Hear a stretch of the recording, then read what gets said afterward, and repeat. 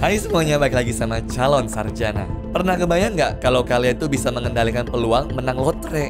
Eddie Tipton kali ini guys berhasil tuh memenangkan lebih dari 24 juta dolar secara ilegal selama 10 tahun. Ya, sampai satu kesalahan kecil menjatuhkannya. Penasaran dengan kisahnya? So, let's check this out.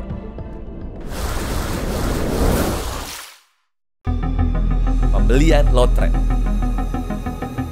Di Amerika Serikat tuh terkenal ada game tebak angka yang disebutnya sebagai lotre gitu guys. Kalau menang bisa dapat hadiah besar. Jadi yang ikut ya cuma orang se-RT atau se-RW ya, tapi mayoritas para penduduk Amerika. Nah, perputaran uang dari sini bahkan bisa jadi pemasukan negara buat ngebangun sekolah hingga memperbaiki jalanan juga loh. Tapi walaupun ada kesempatan buat orang-orang cepet kaya, perlu diingat juga ya kalau ini berkaitan sama peluang. Angka yang muncul tuh secara acak. Udah gitu perlu kombinasi 6 angka buat bikin kalian jadi miliarder pula. Singkat cerita, di akhir tahun 2010 ada seorang pria datang ke toko Quick Trip di Iowa buat ngebeli tiketnya Hot Lotto. Menang kombinasi 5 angka saja nih guys yang di awal bisa dapat sampai 156 juta rupiah. Nah, kalau ke-6-nya benar akan dapat jackpot tuh, dimana pas tahun 2007 lalu ada yang dapat sampai dengan 312 miliar rupiah. Tapi kemungkinannya 1/10 juta ya, karena di urutan 5 bola pertama masing-masing harus milih dari angka 1 sampai 39. Sedangkan digit ke-6 yang jadi gongnya dari angka 1 sampai 19 guys. Kalau mau tahu semustahil apa, coba kalian sekarang pilih masing-masing nomor yang jadi andalannya deh. Nah, sekarang coba lihat guys, 6 hari kemudian pas udah dikocok, munculnya angka 3, 12, 16, 26, 33, sama 11. Bener-bener acak kan? Mustahil deh orang tuh bisa bener semuanya kalau dia nggak punya kemampuan melihat masa depan. Atau ya kasar kata hoki banget guys.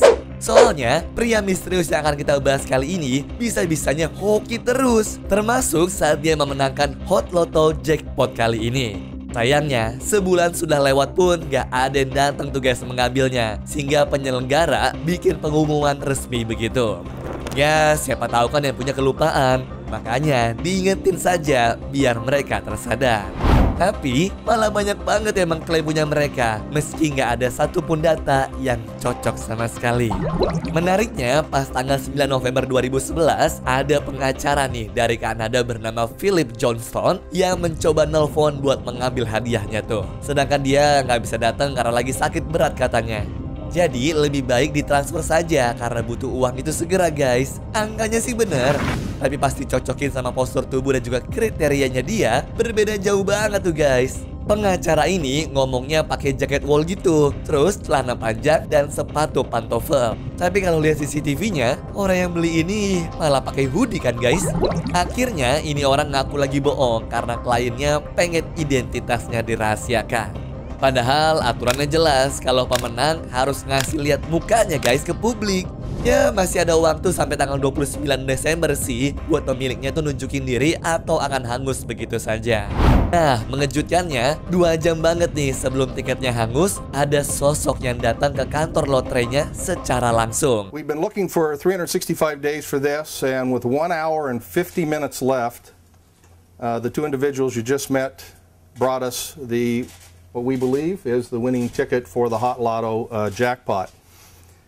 We still are learning details as part of our security protocols and procedures. Of course, security and integrity are at the heart of what the Iowa Lottery is all about. Tapi kali ini ternyata tiketnya ditandatangani oleh sebuah perwakilan perusahaan di Belize. Dan kalian tahu nggak apa yang menariknya? Presiden dari perusahaan tersebut adalah Philip Johnston yang selama ini berbohong tadi guys. So we talked about integrity. We've got to make sure that we're paying the right amount and the money to the proper and appropriate persons. So we are not paying this particular ticket today. Investigasi dimulai. Masih banyak kartu yang tertutup sebenarnya guys pada kasus kali ini. Hingga akhirnya pergantian petugas terjadi tuh di tahun 2015 ke tangannya Rob Sands, di mana Rob Sands ini tuh adalah jaksa penuntut baru yang pengen namanya dikenal sama orang-orang. Singkat cerita, pengacara yang pertama kali nelfon itu dipanggil lagi. Dia bilang kalau kliennya ini ada di Texas. Kalau mau cari aja, ya namanya Robert Rhodes, salah satu pengusaha di Sugarland. Tapi Robert Rhodes sendiri tidak tampak dan tidak terdengar seperti pria yang ada di video pembeliannya. Akhirnya mereka merilis video pembelian orang misterius itu ke publik tuh teman-teman. Hello. Hello. Can I wait your hot dogs? Yes, sir. 317. Nah, inget-inget kata hotdog tadi ya guys. Karena itu akan menjadi bukti penting di akhir video ini. Tahu nggak apa yang terjadi abis rekaman CCTV ini dibuka?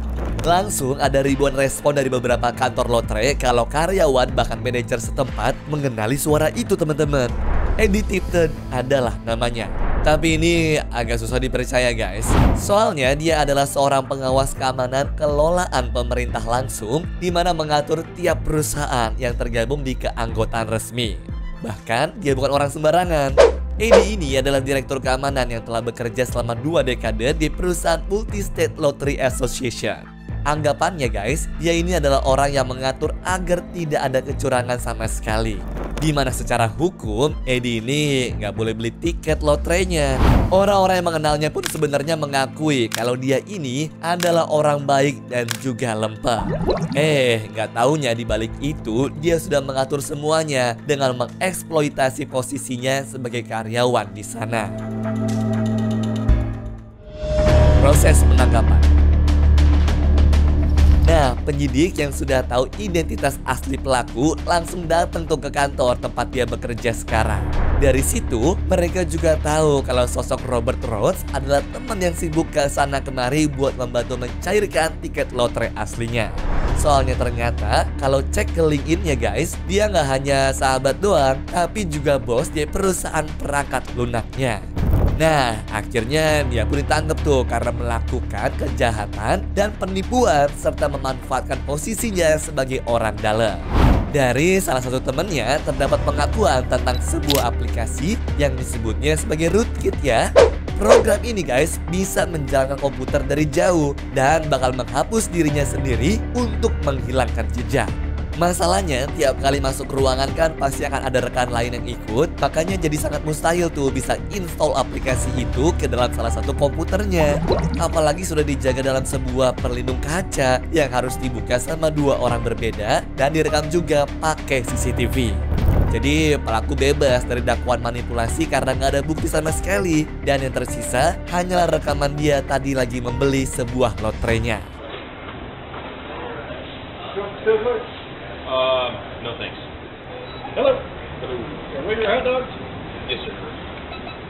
Dan dengan adanya poin kecurangan serta penyalahgunaan jabatan di tempat kerjanya, membuat Eddie ini menerima hukuman selama 10 tahun penjara. Kecurigaan. Penyidik merasakan bahwa adanya kejanggalan nih guys karena persidangan itu cukup singkat dan hanya 90 harian saja. Untungnya kecurigaan itu didukung oleh laporan masuk yang ngasih tahu kalau di tahun 2005 adiknya pernah menang lotre juga nih. Lalu muncul lagi namanya Robert Rhodes yang menang 12,2 miliar rupiah pas tahun 2007. Lanjut lagi ke tahun 2011, di mana nama Kyle Cohn terseret tuh karena dia itu adalah teman adiknya si pelaku. Paling gregetnya sih pas Amy Warwick digeledah guys, yang mana adalah mantan pacarnya pas tahun 2010 lalu. Dia secara terang-terangan mengaku disuruh nukerin kupon karena mantannya ini gak bisa jalan sendiri gara-gara statusnya masih karyawan di sana. Pokoknya habis beli langsung ngasih sana sini deh. Jadi si pelaku mainnya juga emang rapi. Pokoknya guys, walaupun undiannya keluar secara acak, tapi ada angka-angka spesifik yang bisa memicu hasilnya tetap sama kalau programnya sudah dimasukin terlebih dulu gitu. Nah, program ini nantinya akan memperkecil probabilitas yang ada dan kombinasinya turun dari 10 juta kemungkinan menjadi beberapa ratus saja. Memang masih banyak, tapi biaya modal untuk mainin semua itu jadi jauh lebih kecil dan bakal balik dengan hadiah berkali-kali lipat juga. Aksinya yang berlangsung selama bertahun-tahun ini dikabarkan berhasil tuh kantongin untung hingga 386 miliar rupiah. Tapi yang bisa dibawa pulang paling sekitar 31 hingga 47 miliar rupiah saja guys. Itu pun masih dibantah lagi sama kuasa hukumnya yang mengatakan kalau hanya berhasil membawa uang sebesar 5,5 miliar rupiah saja.